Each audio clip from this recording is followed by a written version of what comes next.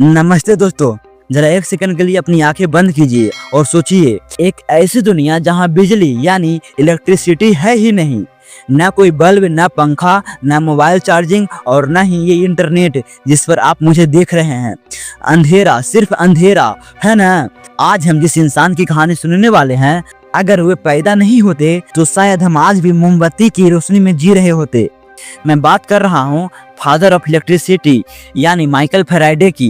एक ऐसा इंसान जिसके पास न पैसा था, न कोई डिग्री और न ही कोई स्कूल की शिक्षा, लेकिन उसके पास एक चीज थी, जिज्ञासा। आज की वीडियो में हम जानेंगे कि कैसे एक गरीब लोहार का बेटा जो किताबों में कवर लगाता था, वह कैसे आइंस्टीन और न्यूटन की टक्कर का वैज्ञानिक बन गया। ये कहानी सिर्फ विज्ञान की नहीं, ये कहानी है कभी हार न मानने वाले जज्बे की। तो चलिए शुरू करते हैं माइकल फैराडे की महान यात्रा को। कहानी शुरू होती है 22 सितंबर 1791 को। लंदन के पास न्यूगेटन बर्ट्स नाम की जगह पर माइकल का जन्म हुआ। हालत बहुत सख्त थे। उनके पिता जेम्स फैराडे एक लोहार थे, लेकिन अक्सर बीमार रहते थे। माँ मार्गरेट बहुत धार्मिक और मेहनती महिला थी। उनका परिवार सेडिमेनियम नाम के एक छोटे से ईसाई संप्रदाय को मानता था। गरीबी का अलार्म ये था कि फैराडे को अक्सर एक ब्रेड के टुकड़े पर हफ्ता गुजारना पड़ता था। पढ़ाई भूल ही जाइए, उन्हें सिर्फ बेसिक पढ़ना लिखना और थोड़ा बहुत जोर घटाना आता था। महज 14 साल की उम्र में पेट पालने के लिए उन्हें काम करना पड़ा। वे जॉर्ज र्यूई नाम के एक आदमी की दुकान पर बुक वाइंडर बन गए, यानी फटी हुई किताबों को ठीक करना और उन पर कवर चढ़ाना। लेकिन दोस्तों, किस्मत को कुछ और ही मंजूर था। दिन भर वे किताबें बांधते थे और रात को उन्हें पढ़ते थे। खासकर दो किताबों ने उनकी जिंदगी बदल दी। पहली थी कन्वर्सेशन ऑन केमिस्ट्री और दूसरी द इम्प्रूवमेंट ऑफ माइंड। इन किताबों ने फैराडे के दिमाग में विज्ञान की भूख जगा दी। वे अपनी छोटी सी कमाई से कवर इकट्ठा करते और दुकान के पीछे ही छोटे मोटे एक्सपेरिमेंट करने लगे। सोचिए, एक बच्चा जो स्कूल नहीं गया, वे किताबें से सीखकर खुद बिजली बनाने की कोशिश कर रहा था। साल 1812 में फैराडे की जिंदगी में एक बहुत बड़ा मोड़ आया। दुकान के ग्राहक ने फैराडे की विज्ञान में रुचि देखी और उन्हें लंदन के रॉयल इंस्टीट्यूट का एक टिकट गिफ्ट किया। और वहां उस समय के रॉक स्टार साइंटिस्ट और हम्फ्री डेवी लेक्चर देने वाले थे। फैराडे वे लेक्चर सुनने गए, लेकिन वे सिर्फ सुन नहीं रहे थे, वे एक एक शब्द लिख रहे थे। लेक्चर खत्म होने के बाद फैराडे ने उन सारे नोट्स को बहुत खूबसूरती से बाइंड किया, जो कि उनका हुनर था, और उसे सर हम्फ्री डेवी को भेज दिया। साथ ही में एक चिट्ठी लिखी थी, मैं विज्ञान के क्षेत्र में काम करना चाहता हूँ, प्लीज मुझे कोई नौकरी दे दीजिए। शुरुआत में डेवी ने मना कर दिया, लेकिन कहते हैं ना, अगर इरादे पक्के हो तो रास्ते निकल ही आते हैं। किस्मत से डेवी का एक लैब असिस्टेंट झगड़ा करके चला गया और उन्हें स्थानीय तौर पर किसी की जरूरत पड़ी। उन्हें वे लड़का याद आया जिसने वे खूबसूरत नोट्स भेजे थे। 1813 में 21 साल की उम्र में माइकल फैराडे को लेबोरेटरी असिस्टेंट की नौकरी मिल गई। सैलरी बहुत कम, काम लैब की सफाई करना, बोतलें धोना। लेकिन फैराडे खुश थे क्योंकि अब वे विज्ञान के बीच में थे।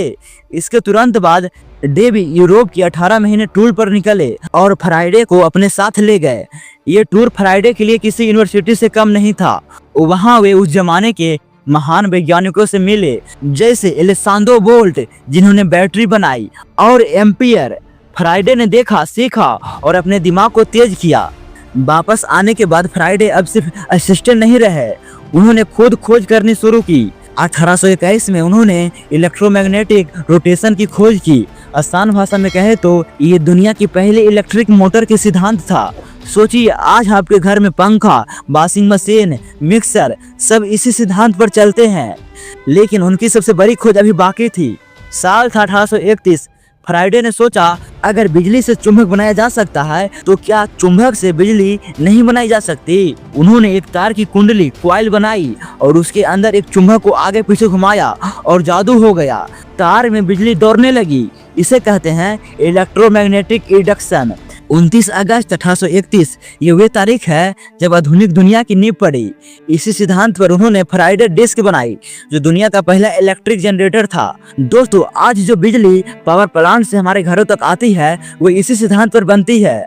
अगर फैराडे ने वे चुंबक नहीं घुमाया होता तो शायद हम आज अंधेरे में होते।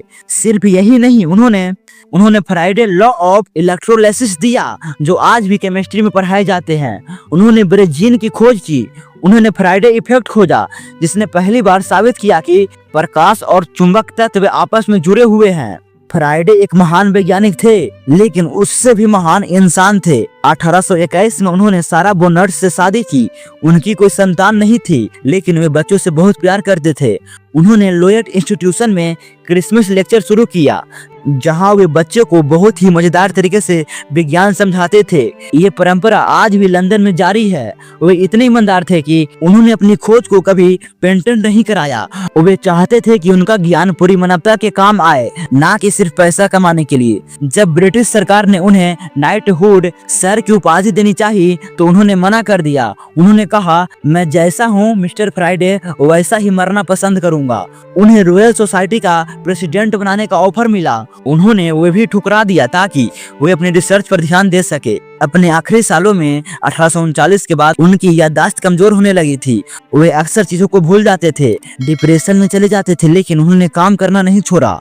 25 अगस्त 1867 को 75 साल की उम्र में हेम्पटन कोर्ट में अपनी कुर्सी पर बैठे बैठे माइकल फ्राइडे ने हमेशा के लिए सो गए। उन्हें बहुत सादगी से हाईगेट कब्रिस्तान में दफनाया गया। अल्बर्ट आइंस्टीन, जो खुद एक जीनियस थे, अपने स्टडी टेबल पर 3 लोगों का फोटो रखते थे, न्यूटन, मैक्सवेल और माइकल फ्राइडे का। फ्राइडे की कहानी हमें क्या सिखाती है?